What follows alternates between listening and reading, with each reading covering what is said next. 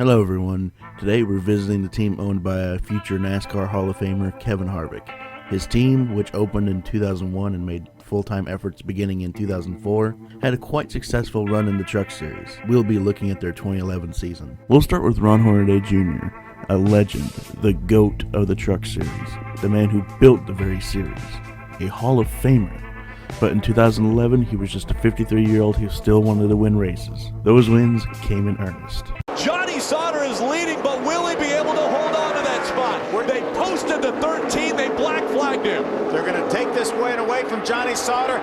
We saw it was obvious. He was way to the inside before they got to the start-finish line. David Mayhew had his hands full with that 2 behind the 29 of Parker Kligerman. Through turns 3 and 4 for the final time. Coming out of turn number 4, Johnny Sauter's in front. He's been black flagged. It will be the win for Ron Hornaday. Win number 3 in Texas. Travis Quapple hard into Johanna Long. 0.9 seconds separate Hornaday, who just takes the white flag, and his closest pursuer, Clint Boyer, 3.6 seconds back.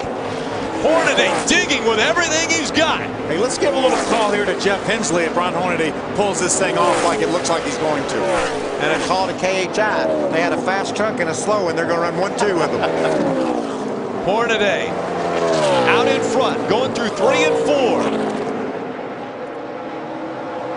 He's going to make it. To add to his record-setting Camping World Truck Series career, Hornaday goes to victory lane again. One more lap, Bill. White flag goes in the air. 1 lap remaining in Kentucky.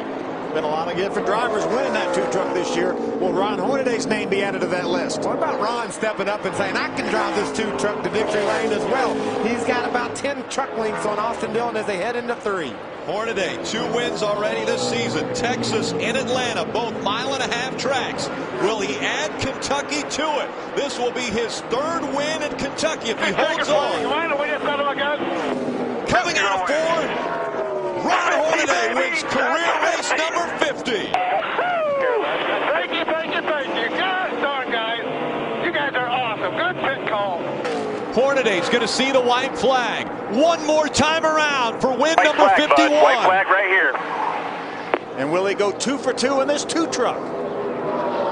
It will be a huge day for Ron Hornaday if he's able to stay out front. He'll be able to notch another racetrack as far as getting a win at Las Vegas Motor Speedway, a place he has never gone to victory lane. The final 2 turns coming out of turn number 4. Ron Hornaday is on a roll. Win number 51. Thank you so much. Let me drive this thing. This is cool. That's heartfelt right there too, Phil, isn't it? His stats are quite good for a driver of his caliber and age, with 4 wins, 13 top 5s, 17 top 10s, a pole, 265 laps led, a 7.8 average start, and a 10.4 average finish. And he ended the year 4th in points. He missed out on that title in controversial fashion, but we'll talk about that later. Hornaday would stick around for 3 more years, and unfortunately they were his worst seasons on record. Next we go to Nelson Piquet Jr., an F1 dropout who decided to dip his feet into the stock car world. Let's just say he did not mesh well at all with these types of vehicles as a rookie. Truck Series and big crash. Nelson Piquet Jr. and Timothy Peters. That will bring out. Oh, wow. 3 wide. Yeah. See, Timothy Peters could not turn left because Johnny Sauter was there, and I don't think that Nelson Piquet Jr. realized that they were 3 wide. Maybe the spotter didn't tell him that they were 3 wide. Look how hard those trucks hit. Look at all that sheet metal buckling. Great camera work, guys, showing the slow motion impact. It looks innocent enough, but darn, they hit hard. They just jump up off the racetrack. Oh, problems with the 32 of Brad Sweet. Behind him, Timothy Peters gets spun around. A lot of damage to the front of that truck. Let's get it fired up here after the 57. Good to spin it around. Got the 8 down on the inside of Nelson Piquet Jr. He's got major front end damage. That truck will have to go to the garage. Yeah, chain reaction deal, I think, is what caused both of these trucks. More than likely, the 8. Well, no. Incredible. And then, bam, you can see There's Peters. a chain reaction. Max Pappas trying to slow down. Problem in turn number 1. Going into 1, actually coming out of the trial with the 8 of Nelson Piquet Jr. Let's go. Keep going. You see the right rear fender crinkled up there. And the 92 of Clay Rogers. I think it might even happen before that. Yeah, I think that was a little bit late. That's when the spin started right there. Brad Sweet does a nice job avoiding Nelson Piquet Jr. Sometimes when it rains. 3 wide behind. Oh, trouble. And Miguel Paludo in the 7, into the wall hard. That'll bring caution out again. And Steve Arpin also involved. There's Timothy Peters. Ooh, he barely slips by. Nelson Piquet Jr., Miguel Paludo into the wall in turns 3 and 4. Turn 4. See Nelson Piquet in the 8 truck in the middle. He gets loose, doesn't he? Gets a little bit loose and just gets in the left rear corner of Miguel. Then nowhere for him to go. Also for Steve Arpin, nowhere for him to go as well. Timothy Peters does a nice job avoiding. Sideways goes Miguel Paludo. And now Nelson Piquet. He's going to hit the wall on the inside. Hard into the inside wall on this final lap. Piquet Jr. doesn't clip the 7, at least to get him turned completely around. The 7's able to continue on. Paludo ends up 3rd in this race. And what a close call for James Busher. Close call for Paludo, obviously. Watch David Starr here, the 81 truck on the outside. He's right behind this. He said, where's he going to go? He had to check up. David Starr ends up 5th in this race. Boy, James Busher was the lucky one, wasn't he? If there's just a foot difference and he turns, James Busher right back up in the middle all day. Yeah, in 2011, he was pretty unremarkable. 0 wins, 6 top 5s, 10 top 10s, no poles, only 52 laps led, average start of 9.3 with an average finish of 14.1, and ending the year 10th in the standings. He'd improve in nearly every stat category before moving up to Nationwide in 2013, and then Formula E from 2014 until his firing in 2018. Hornaday was not the only one to drive to 33 and 2 in 2011. Let's observe how the others who drove those numbers performed. Yes, Kevin Harvick will win at Pocono. The caution and the checkered flag will fly. Checker flag. Kevin Harvick will win again in the Camping World Truck Series. Good job.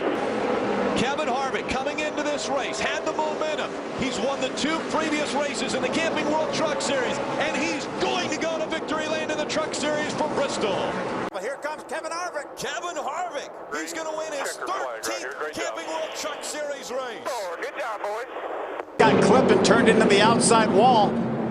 Brendan, right in front of Cale Gale. Cale Gale gets caught up in this. Mike Wallace being pushed by Ron Hornaday through the tri-oval. 400 yards to go. It's going to be Mike Wallace who's going to win this one at Talladega. Suffice to say, Kevin Harvick Incorporated had a pretty stellar 2011 with 10 wins and 25 races. The total stats for their year are now on screen. Pause to read.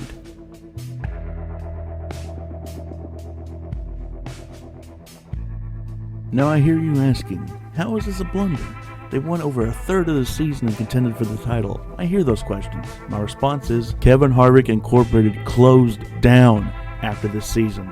Their best season in wins. Harvick decided to close to focus his efforts solely on the Cup Series, and costs were getting out of control. Now, this still may not be a blunder, then what is? How about getting loose at Texas less than a quarter of the way into the race? Ooh, close. 3 wide into turn 4. That moves Kyle Busch all the way up the racetrack. He has to catch it before he gets in the wall. And Hornaday catches the wall. Caution's out, caution's out. Caution is going to come out. Both drivers trying to get by. Looked like the 17 of Timothy Peters. They slid up the racetrack, and now Kyle Busch not happy at all. It's all good, dude. And Kyle Busch is going to turn over and into the wall. Our championship contender Hornaday in the wall. Well, Kyle Busch should be parked for this race and maybe the rest of the season for that. In part, Kyle Busch was. This possibly fueled the fire in Harvick's decision to close the team. Kevin Harvick Incorporated did not recover from their blunder in 2011. They are now a management company that represents various drivers. And that'll do it for today's video. I'm sorry that it took so long to get another one of these Team Blunders videos out. I just did not have any of the motivation. I want to thank you so much for watching. If you enjoyed and want to see more, like, comment, subscribe. I'd love to see your feedback on this. This is Green Flag Studios signing out. Have a good one, everyone.